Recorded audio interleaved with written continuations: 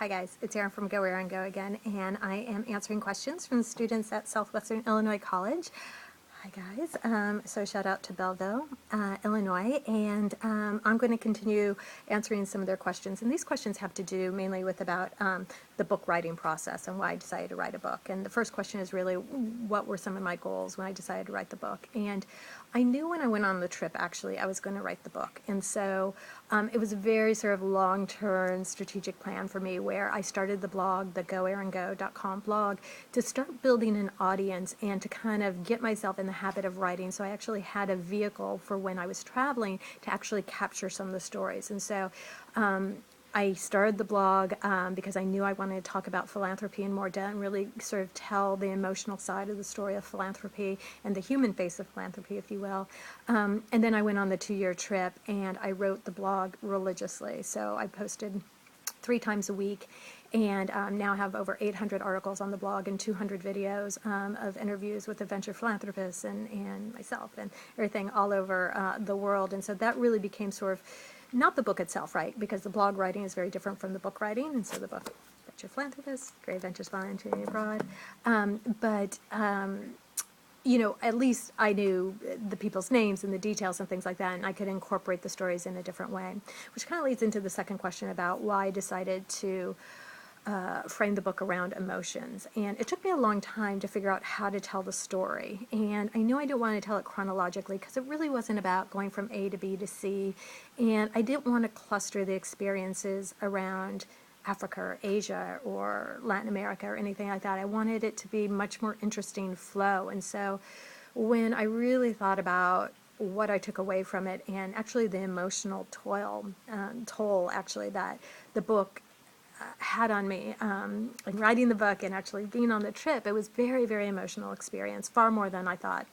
I mean, I went on the trip knowing that I sort of push all my boundaries, but I really came back quite a changed person, as you can imagine, right? And that was sort of the goal of the book, to see how I would change and all of that. And so part of what changed me, of course, were all this sort of roller coaster of emotions. And so you know, it was the fear and the pain and the joy and the love and the awe and laughter and everything else, surprise. And so that's how I thought it was best to tell the stories, to really kind of take away from the time and the place, but really get down to the essence of travel, which I think is sort of the emotional connection you feel to the communities and the people you're visiting.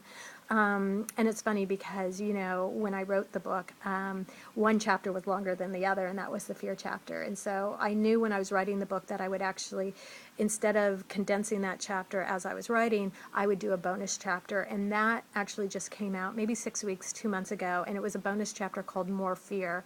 And so there were sort of all the double of the stories I had about fear. And what I like about it is 100% of the profits of More Fear. It's just one bonus chapter. It's just 99 cents ebook on Kindle and iBook and all of that. And 100% of the profits do go to support women and children's nonprofits around the world, because I understand that if I felt so much fear on these travel, the people who actually live day in and day out what I was experiencing, you know, that is their reality. And, you know, I had the luxury to leave and to get on a plane or to take a bus and or to go to another hotel or whatever it might be, and they don't have that luxury or that option most of the time. And so it was really important for me to write More Fear and to focus it and dedicate it solely to the people who are living in those trying and dangerous situations all the time.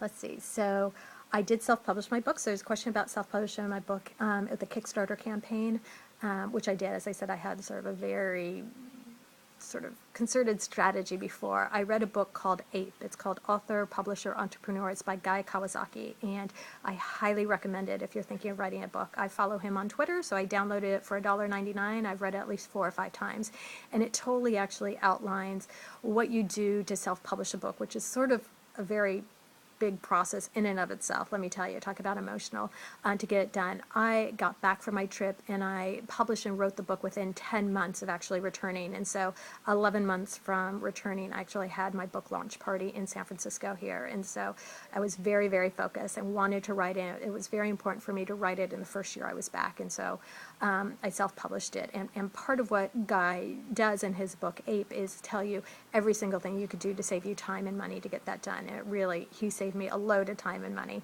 And most importantly, he kind of talked about the importance of building an audience before. Now, I sort of knew about it, right, because I had the blog before to kind of build the audience so that, you know, when I publish the book, yeah, there are some people who want to read it already. But he also talks about pre-readers, which I had 30 or 40 people read 2 chapters before and give me feedback, which were absolutely critical. I changed the book a lot because of that critical feedback. One of the people who read the book, one of the people really gave me great feedback, and that was Susan, and I asked her to be my editor in London, so she became my editor. The Kickstarter campaign was also something he recommended. So the Kickstarter wasn't so much for a fundraising perspective, although I raised over $7,000. It was absolutely helpful to me. But again, that was more of a way to get people involved and have them become part of the project with me. So the way I did the Kickstarter is that I put up $6,000, about $6,500, and then I asked people to match that amount, and so I raised another $6,500 plus a little bit more on top of it. And so again, to me, it's really important that you're not just asking people for money, but you're actually giving your own money and putting in the time and work that's involved in it as well. So if you're thinking about writing a book, and I actually really like the self-publishing process. I mean, I got to work with my illustrator and, like I said, you know, proofreaders and editors, and I totally got it done. But I don't think I could have done it without Guy's book. And the last question is, how much time do you spend overseas now learning about cultures and volunteering? It's like continual, right? I will always be learning. I'll always be volunteering. Like whenever I have time in my schedule, even locally, I'll just, you know, run down to the food bank and help out for a day, or I'll do a lot of conservation work. I'm a big outdoors person, obviously, and so there's coastal cleanup day, or I'll go out to the seashore and pick up trash and whatever I could do to help out. And so it really is sort of very much interwoven into the fabric of my life, volunteering. And so the rest of my life is all about learning about cultures and volunteering. So there's no sort of end stop to it, right? So as I mentioned before, I'll be continuing it and researching about what's going on here in North America for next year or two. That said, for the Christmas holidays, I'm, you know, planning to try to get to Cuba and maybe to Mexico and maybe to Haiti and the Dominican Republic. So, you know, I have a thirst for traveling the world, and that's never going to be satiated, I know. So the adventure philanthropist life continues, I guess.